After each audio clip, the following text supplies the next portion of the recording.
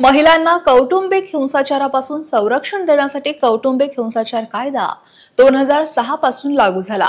पण या कायद्याचा गैरवापर होत असल्याची प्रकरणंही समोर येऊ लागली। पण आता सुप्रीम कोर्टाने या कायद्याचा गैरवापर रोखण्यासाठी एक महत्त्वपूर्ण पाऊल उचललंय। आता कौटुंबिक हिंसाचाराच्या तक्रारीनंतर 2 महिने अटक करता येणार नाही।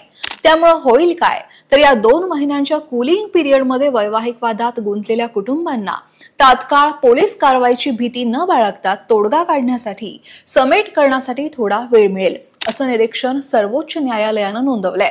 भारताचे सरन्यायाधीश भूषण गवई यांच्या खंडपीठानं हे आदेश दिलेत। असा निर्णय कोर्टानं दिला तो एका केसमुळे। झालं काय तर या प्रकरणात शिवांगी बन्सल आणि त्यांचे पती साहेब बन्सल यांच्यात दीर्घकाळापासून वाद सुरू होता। या जोडप्याचं 2015 मध्ये लग्न झालं आणि 2016 मध्ये त्यांना एक मुलगी झाली। पण वाढत्या वैवाहिक समस्यांमुळे 2018 मध्ये ते वेगळे झाले। ते दोघे वेगळे झाल्यापासून त्यांनी दिल्ली आणि यूपी इथल्या न्यायालयांमध्ये 20 पेक्षा जास्त वेगवेगळे खटले दाखल केले। शिवांगी ही यूपी कॅडरची IPS असून तिनं पती आणि सासरच्या लोकांविरोधात 498 कौटुंबिक छळ, 307 खुनाचा प्रयत्न, 376 बलात्कार आणि 406 विश्वासघात यासारखे 6 गंभीर गुन्हे दाखल केले।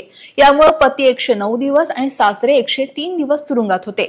पण यावर टिप्पणी करत कोर्ट म्हणालं की अशा वर्तनामुळे आपल्या जुन्या विवाह संस्थेचा पारंपरिक गंध हा नाहीसा होऊ शकतो। त्यानंतर न्यायालयासमोर महत्त्वाचा प्रश्न होता तो कलम 498 अंतर्गत होणाऱ्या अटकेचा गैरवापर रोखण्यासाठी काय केलं जाऊ शकतं। अटक पुढे ढकलली पाहिजे का की चालू कायदेशीर वाद परस्पर कराराने सोडवता येतील का। यानंतर या खटल्याचा आणि संबंधित मुद्द्याचा सविस्तर आढावा घेतल्यानंतर सुप्रीम कोर्टानं, सर्वोच्च न्यायालयानं, अलाहाबाद हायकोर्टानं 2022 मध्ये जारी केलेल्या मार्गदर्शक तत्वांचं समर्थन केलं, ज्यामध्ये चुकीच्या अटक कमी करण्यासाठी आणि वैवाहिक प्रकरणांमध्ये निष्पक्ष तपासाला प्रोत्साहन देण्यासाठी प्रक्रियात्मक सुरक्षा उपायांचा समावेश होता। आणि यानंतर कोर्टानं काही निर्देशांना मान्यता दिली। कलम 498 अंतर्गत FIR किंवा तक्रार दाखल झाल्यापासून 2 महिने पूर्ण होण्यापूर्वी कोणतीही अटक किंवा पोलीस कारवाई केली जाणार नाही। या 2 महिन्यांच्या कूलिंग पिरियड मध्ये हे प्रकरण कुटुंब कल्याण समितीकडे पाठवावं लागेल। देशातील प्रत्येक जिल्ह्यात जिल्हा कायदेशीर सेवा प्राधिकरणाअंतर्गत किमान एक अशी समिती स्थापन करावी लागेल। या समित्यांमध्ये तरुण वकील, मीडिएटर्स असतील, निवृत्त न्यायाधीश, अनुभवी सामाजिक कार्यकर्ते किंवा कायदेशीर तज्ञांचा समावेश असेल। कुटुंब न्यायालयातील जिल्हा आणि सत्र न्यायाधीश किंवा मुख्य न्यायाधीश यांच्याकडून वेळोवेळी पुनरावलोकन केलं जाईल, जे त्या जिल्ह्याचे कायदेशीर सेवा प्राधिकरणात अध्यक्ष असतील किंवा सह-अध्यक्ष असतील। आणि महत्त्वाचं म्हणजे सर्वोच्च न्यायालयानं असंही निकाल दिला, सांगितलं की या कुटुंब कल्याण समितीच्या सदस्यांना साक्षीदार म्हणून बोलवता येणार नाही, त्यांच्याकडून फक्त मार्गदर्शन घेतलं जाईल।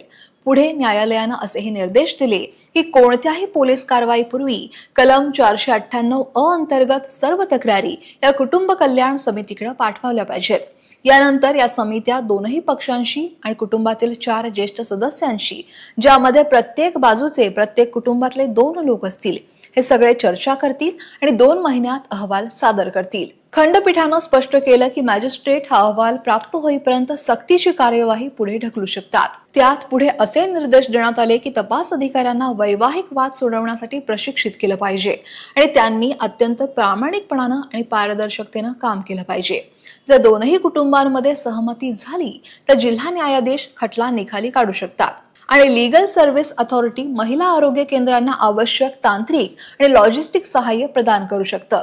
खरं तर खऱ्या क्रूरतेला बळी पडलेल्या महिलांच्या हक्कांचं आणि गुन्हेगारी प्रकरणांमध्ये चुकीच्या पद्धतीनं ओढवलेल्या निष्पाप पुरुषांचं आणि त्यांच्या कुटुंबियांच्या हक्कांचं संतुलन साधणारा हा एक अभूतपूर्व निर्णय आहे। अलाहाबाद हायकोर्टानं घालून दिलेल्या मार्गदर्शक तत्वांना मान्यता देऊन सुप्रीम कोर्टानं कौटुंबिक वादांमध्ये संघर्षावर समेट घडवून आणण्याच्या दिशेनं एक प्रगतिशील पाऊल उचललंय आणि तसंच आरोपींची मनमानी अटक आणि प्रक्रियेचा गैरवापर करण्यापासून संवैधानिक अधिकारांचं रक्षण केलंय। कलम 498 IPC वरील अलाहाबाद हायकोर्टाच्या मार्गदर्शक तत्वांना सर्वोच्च न्यायालयानं कायम ठेवण्याच्या निर्णयामागे सर्वात महत्त्वाचं कारण म्हणजे या तरतुदींच्या गैरवापराबद्दल वाढती चिंता। खरं तर विवाहित महिलांना कौटुंबिक छळ, क्रूरता, विशेषतः हुंड्याशी संबंधित छळापासून संरक्षण देण्यासाठी लागू करण्यात आलेलं कलम 498 अ हे गेल्या काही वर्षात वैवाहिक भांडणांच्या वेळी सूड उगवण्याचं साधन म्हणून या कायद्याचा वारंवार गैरवापर केला जात असल्याची ख्याती या कायद्यानं मिळवली आहे. नॅशनल क्राईम रेकॉर्ड्स ब्युरो म्हणजेच NCRB त्यांच्या आकडेवारीनुसार 2022 मध्येच कलम 498 अ IPC अंतर्गत 1.25 लाखांपेक्षा अधिक गुन्हे दाखल झाले. पण आकडेवारीचा खोल विचार केला तर एक गोष्ट समोर येते. त्रासदायक नमुना यात दिसून येतो तो असा की अशा प्रकरणांमध्ये शिक्षेचं प्रमाण हे 15% कमी राहतं. तर तपासाच्या टप्प्यात मोठ्या प्रमाणात तक्रारी मागे घेतल्या जातात किंवा खोट्या असल्याचं निष्पन्न होतं. खरं तर 80% पेक्षा जास्त आरोपी एकतर निर्दोष सुटतात किंवा खटले रद्द केले जातात. NCRBच्या 2021च्या अहवालानुसार 498 अ अंतर्गत दाखल केलेले सुमारे 23,000 खटले हे पोलिसांनी खोटे किंवा कायद्याच्या चुकीमुळे असल्याचं सांगून बंद केले. ही खुणशी पण चिंताजनक प्रवृत्ती न्यायव्यवस्थेच्या नजरेतून सुटलेली नाही. भारतातील न्यायालयांनी असं निरीक्षण नोंदवलंय की हा कायदा चांगल्या हेतूनं बनवला गेला असला तरी तो ढाल म्हणून वापरण्याऐवजी शस्त्र म्हणून सुद्धा वापरला जातोय. सुप्रीम कोर्टानं एका खटल्यात आधी म्हटलेलं की अटक अपमान आणते, स्वातंत्र्य कमी करते आणि कायमच्या जखमा देऊन जाते. त्यामुळे अशा प्रकारे 498 अ प्रकरणांमध्ये मनमानी अटक रोखली पाहिजे. त्यानंतर आता अशा प्रकरणांमध्ये कोणत्याही अटकेपूर्वी 2 महिन्यांचा कूलिंग पिरियड हा अनिवार्य करून आणि कुटुंब कल्याण समित्यांमार्फत तक्रारींचं निवारण करणं आवश्यक करून सर्वोच्च न्यायालयानं या कायद्याच्या वापरात संतुलन निर्माण करण्याचा प्रयत्न नक्कीच केलाय. तुम्हाला